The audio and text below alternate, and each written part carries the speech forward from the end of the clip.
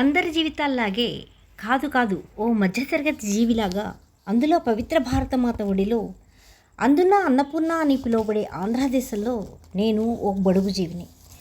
బతకడం కోసం బడిపంతులుగా మొదలైన నా జీవితం చాలా కాలం గొర్రెకు బెత్తెడుతోక అన్నట్లు ఉండేది. జీతాల కోసం జీవితాలను త్యాగం చేస్తామంటూ ప్రభుత్వాలతో పోరాడి విసిగించి చివరకు బతకనేచ్చినవాడు బడిపంతులు అని లోకం అనుకునే దశలో ఉపాధ్యాయుడిగా చివరంకంలో పడ్డాను.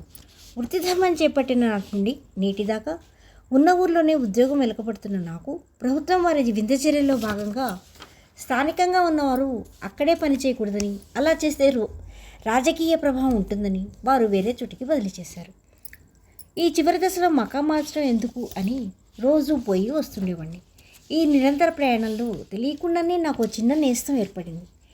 ప్రతిరోజు బస్సులో కూర్చోగానే దాదాపు 20 సంవత్సరాల్లో ఉన్న ఒక పిచ్చి పిల్ల అడుక్కుంటూ వచ్చేది.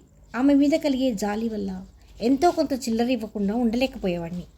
అలా చేసి ఏదో ఆమె జీవితాన్ని ఉద్ధరించాలి కాకపోయినా అందులో మనసుకు తెలియని తృప్తి మిగిలింది. అందుకే ఆమెకు ప్రతిరోజు స్కూల్కి సెలవులు ఉన్నప్పుడు తప్ప చిల్లర ఇస్తుండేవాడిని. ప్రస్తుత విద్యా సంవత్సరంలో అదే చివరి పని దినం. ఈ వేసవి సెలవుల్లో బహుశా మేము కలుసుకోమేమో అనుకుంటూ ఆ రోజు కూడా అంతో ఇంతో ఆమెకి ఇచ్చాను. అదేం విచిత్రమో కానీ ఆమెకు రోజు తోచింది ఇవ్వటం, తృప్తి పట్టడం నా దినచర్యలో భాగంగా మారిపోయింది. ఇక్కడ విషయం చెప్పుకోవాలి. నేను స్కూల్కి వెళ్ళేటప్పుడు వచ్చేటప్పుడు తప్ప మరో విధంగా ఏదైనా ప్రయాణం చేస్తున్నప్పుడు నా దగ్గరికి వచ్చేది కాదు, చిల్లర అడిగేది కాదు. బహుశా ఇది బిచ్చమెత్తడంలో నీతేమో నా మనసుకు అంతు చిక్కేది కాదు. వేసవి గడిచి వాతావరణం చల్లబడింది. మళ్ళీ స్కూళ్ళు తెరిచారు.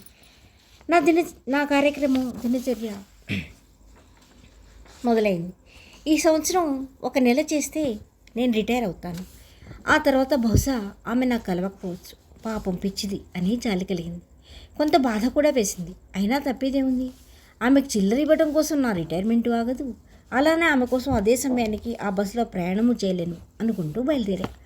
ఈరోజు ఆమెలో మార్పు కనిపిస్తుంది. ఇదివరకట్లా చింపిరితల, చిరిగిపోయిన బట్టలు కాకుండా కాస్త శుభ్రంగానే కనిపిస్తుంది.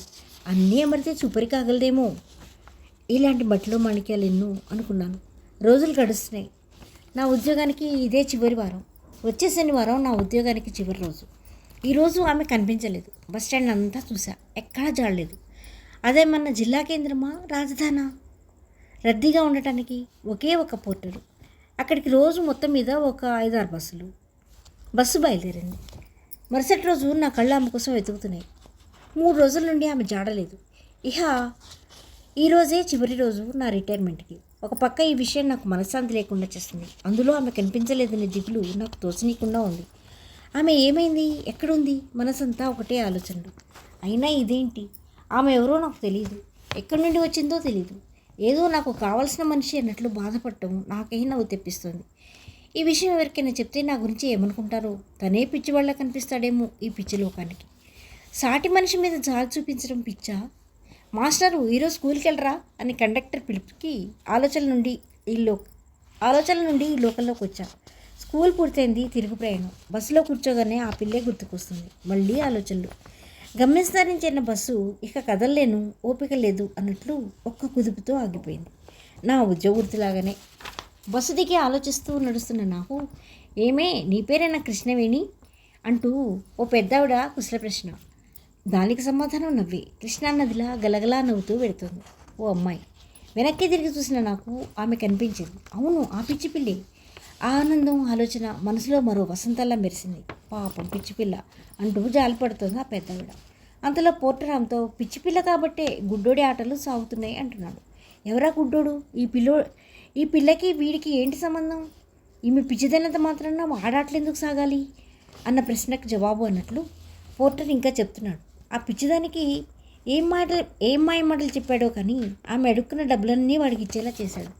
తన పొట్ట కోసం కూడా చూసుకునేది కాదు.